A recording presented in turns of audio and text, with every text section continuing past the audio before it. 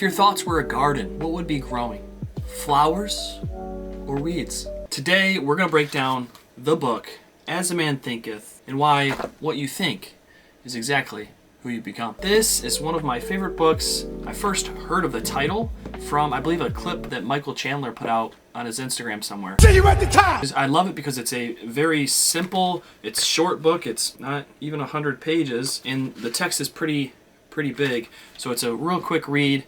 It's a good reminder to think properly. And it was written in 1902 by James Allen. Isn't that crazy? 1902, man was putting these thoughts on paper, and it still has an impact today. I'm going to run through just some of my favorite excerpts from this book because I want to share it with you all, whoever's watching, that wants to master their mind. This is a book to help do so. The first chapter begins with the aphorism, "As a man thinketh in his heart, so is he." Not only embraces the whole of a man's being, but is so comprehensive as to reach out to every condition and circumstance of his life. A man is literally what he thinks, his character being the complete sum of all his thoughts. He continues, "As the plant springs from and could not be without the seed, so every act of a man springs from the hidden seeds of thought and could not have appeared without them. This applies equally to those acts called spontaneous and unpremeditated as to those which are deliberately executed. A noble and godlike character is not a thing of favor or chance, but is the natural result of continued effort in right thinking, the effect of long-cherished association with godlike thoughts. An ignoble and bestial character, by the same process, is the result of the continued harboring of groveling thoughts." That reminds me of Eeyore. So basically this excerpt here is saying you can either elevate yourself or you can, whatever the opposite of elevate is, let yourself fall. And Eeyore, just in Winnie the Pooh, has this constant negative way of thinking and this always feeling bad for himself. So you can be Eeyore, or you can be noble and godlike in your character, all based off of your thinking. One little two-word thing that it says here, continued effort. That's something that has to be reinforced daily and is never perfected. You're constantly somewhere in between godlike and a groveling beast, and you must constantly reinforce daily in right thinking. He goes on to say, "Man is made or unmade by himself. In the armory of thought he forges the weapons by which he destroys himself. He also fashions the tools with which he builds for himself heavenly mansions of joy and strength and peace. By the right choice and true application of thought, man ascends to the divine perfection. By the abuse and wrong application of thought, he descends below the level of the beast. Between these two extremes are all the grades of character, and man is their maker and master." Man is the maker and master of your character, and you can be as low as a beast or as high as divine perfection, all based off your thinking. It's very elegantly said there. Man is made or unmade by himself. In the armory of thought, he forges the weapons by which he destroys himself. He also fashions the tools with which he builds for himself heavenly mansions of joy and strength and peace.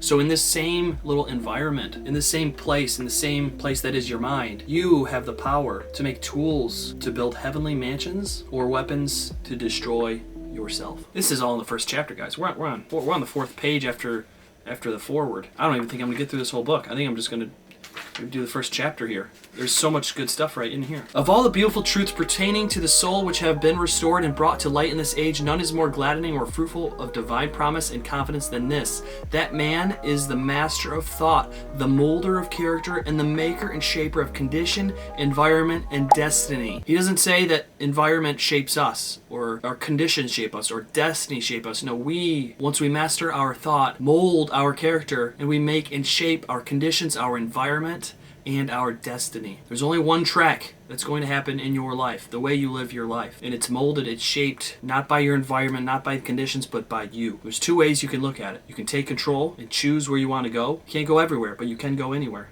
Or you could be a victim, and you can blame your circumstances, your conditions, and your environment for your failure in achieving your potential. As a being of power, intelligence, and love, and the Lord of his own thoughts, man holds the key to every situation and contains within himself that transforming and regenerative agency by which he may make himself what he wills. Dang! Only by much searching and mining are gold and diamonds obtained, and man can find every truth connected with his being if he will dig deep into the mine of his soul, and that he is the maker of his character, the molder of his life, and the builder of his destiny. He that seeketh findeth, and to him that knocketh it shall be opened. Chapter 1 ends with, "In this direction, as in no other, is the law absolute, that he that seeketh findeth, and to him that knocketh it shall be opened. For only by patience, practice, and ceaseless importunity can a man enter the door of the temple of knowledge. What is the door of the temple of knowledge? I'm not really sure. But the big line I take here is, he that seeketh findeth, and to him that knocketh it shall be opened. What you look for, you will find. If you look around the room and I tell you, what kind of red things do you see? Well, this is red-ish. Is there anything else that's red in here? But when you were looking for red, did you see any blues? No, because you weren't focused on the blues. And maybe there are no blues. Did you see any greens? There's a green right there. There's a green maybe right there. So when you're looking at these certain colors, just as when you focus on certain things in your life, you seek and you shall find. Something I heard from Tony Robbins in a video this past summer. We don't experience life. We experience the life we focus on. And that second part, the second clause of that line, and to him that knocketh it shall be opened. That one there tells me that you have to try. You can't walk all this way and then not go knock on the door. You have to knock, you have to ask, because if you ask, you shall receive, and if you knock, it shall be opened. Okay, moving on to chapter 2, which is a longer chapter here, but it talks about the effect on thought and on circumstances. Man's mind may be likened to a garden which may be intelligently cultivated or allowed to run wild, but whether cultivated or neglected, it must and will bring forth. If no useful seeds are put into it, then an abundance of useless weed seeds will fall therein and will continue to produce their kind. This is saying whether it's cultivated or neglected, whether your mind is cultivated or neglected, just like a garden, it will bring forth. Will it bring forth flowers and fruit, or weeds and poison ivy? Poison ivy sucks, so that's why I say poison ivy. It will bring forth. There will be seeds. It's up to you which seeds you want in your garden. Just as a gardener cultivates his plot, keeping it free from weeds and growing the flowers and fruits which he requires, so may a man tend the garden of his mind, weeding out all the wrong, useless, and impure thoughts, and cultivating toward perfection the flowers and fruits of right, useful, and pure thoughts. By pursuing this process, a man sooner or later discovers that he is the master gardener of his soul, the director of his life. He also reveals within himself the laws of thought and understands with ever-increasing accuracy how the thought forces and mind elements operate in the shaping of his character, circumstances, and destiny. So again, just reiterating that the man who controls his mind controls his character, his circumstances, and his destiny. When you get a thought that enters your mind, it's not bad to have a thought. It's natural to have a thought, good or bad. But the question is, do you cultivate it? If you have this doubt in your head, do you let it run rampant? Or do you cut it off? Do you kill it? Because you know it's not good for the garden. Or on the other end of the spectrum, when you have a good thought, do you cultivate it?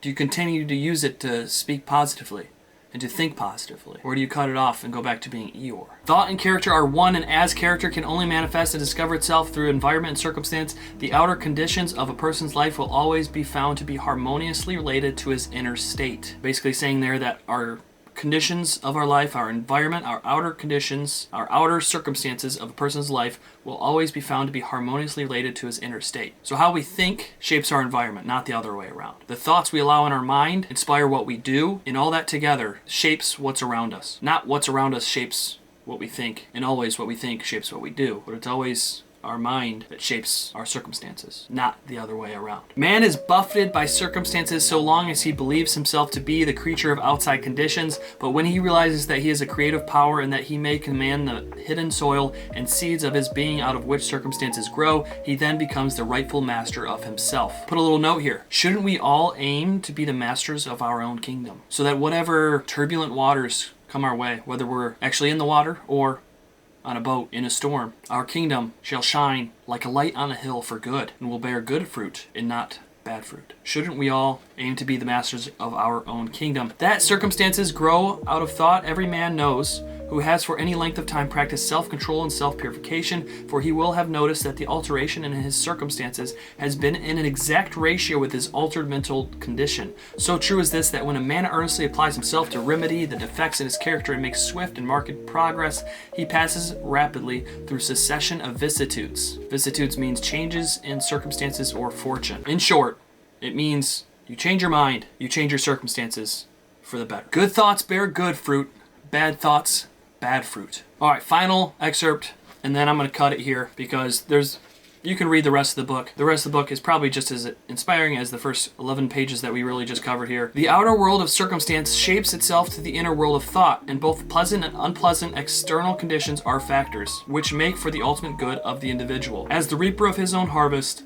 man learns both by suffering and bliss. As the reaper of his own harvest, man learns both by suffering and bliss. So you can learn from both. In both pleasant and unpleasant external conditions, they are factors that help make for the ultimate good of the individual. So whether something's good in your life or bad in your life, if you think about it and it happens to you, I've actually heard someone say this before, instead of it happening to you, it actually happens for you. It happens for the good of you. There's something called amori fati, which means love of fate. Whether something is good or bad, it happens, it happened. You can't change it. It's a part of you. You can either choose to move forward and grow with it, or you can continue to live in the past. As the reaper of his own harvest, man learns both by suffering and bliss. All right, like I said, there's plenty more pages here.